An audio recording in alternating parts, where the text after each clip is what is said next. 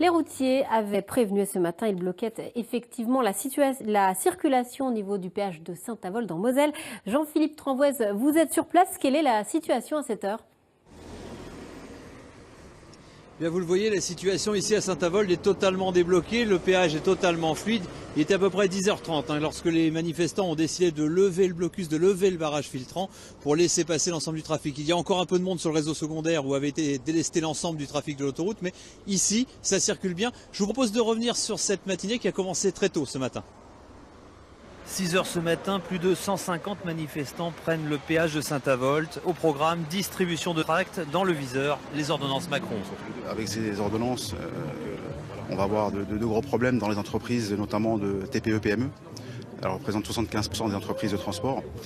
Aujourd'hui, on va pouvoir s'adresser à un salarié pour signer un accord, sans passer par les syndicats. Pour nous, c'est inacceptable. Sachant que dans les entreprises de transport, les petites entreprises de transport, il y a beaucoup de problèmes. Et ces salariés ont souvent besoin de nous. Donc je pense que la présence syndicale est importante dans ces petites entreprises. À cette heure, le péage est figé. Il y a plus de 10 km de bouchons de part et d'autre. Pour éviter les tensions, les manifestants acceptent de lever le blocage pendant une demi-heure. Ce système-là va congestionner complètement le dispositif. Donc on va laisser passer un bout de temps de façon à ce qu'il n'y ait plus de bouchons.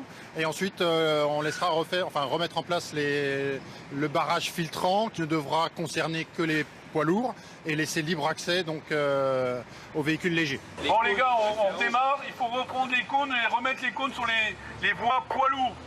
On bloque que les poids lourds, on laisse passer les véhicules légers ainsi que les caves, transport scolaire, ambulance, tout ce qui est sanitaire. D'accord ? On refait le même principe que ce matin.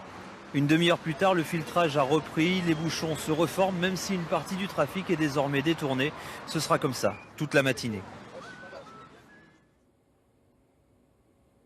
Donc le blocage ici a été levé. Il y avait des syndicalistes d'Alsace, des syndicalistes de Lorraine, donc de Meurthe-et-Moselle, de Moselle.